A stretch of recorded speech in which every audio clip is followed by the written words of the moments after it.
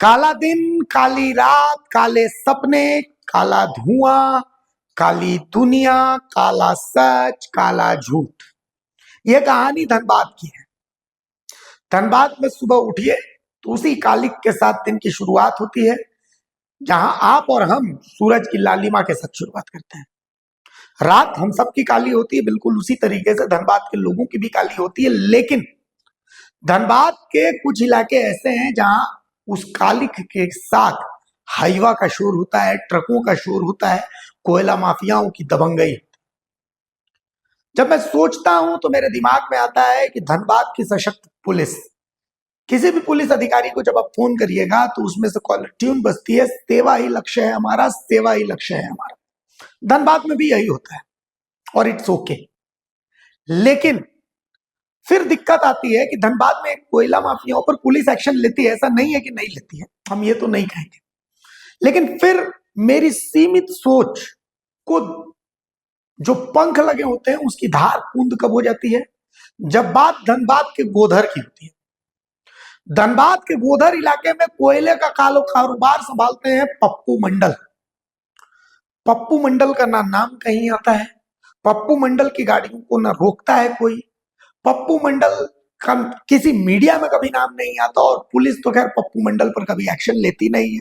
BCCL के अधिकारी कभी पप्पू मंडल की गाड़ी नहीं रोकते। कोई जनप्रतिनिधि, BJP, Congress, JMM, AJSU, JLKM, कोई भी पप्पू मंडल की गाड़ी कभी नहीं रोकता।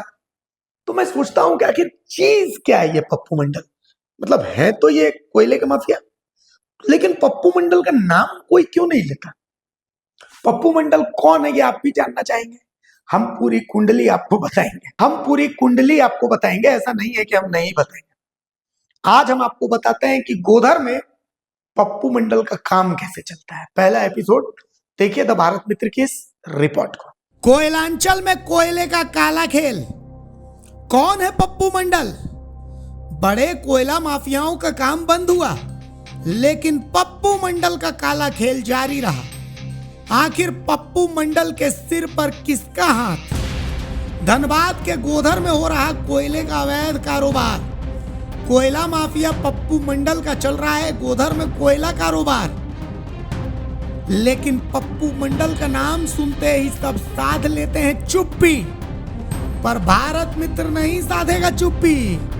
हम तो शोर मचाएंगे, हम तो चोर चोर चिल्लाएंगे। बीसीसीएल अधिकारी भी गोधर में छापा नहीं मारते, आउटसोर्सिंग कंपनी भी गोधर की कोयला चोरी पर चुप, सीआईएसएफ और लोकल पुलिस भी बिल्कुल शांत। आखिर पप्पू मंडल के नाम पर ऐसी भी क्या मजबूरी? दिन हो या रात, हर वक्त होता है कोयले का काला खेल। हर दिन 30 से 40 गाड़ी अवैध कोयला यहाँ से जाता है बाहर। ट्रक और हाईवा के माध्यम से भट्टों में भेजा जाता है कोयला। आखिर क्यों अब तक पप्पू मंडल पर कोई एक्शन नहीं हुआ? क्या चीज है ये पप्पू मंडल जिसने सबको चुप कर रखा है? द भारत मित्र जुटा रहा है पूरी कुंडली।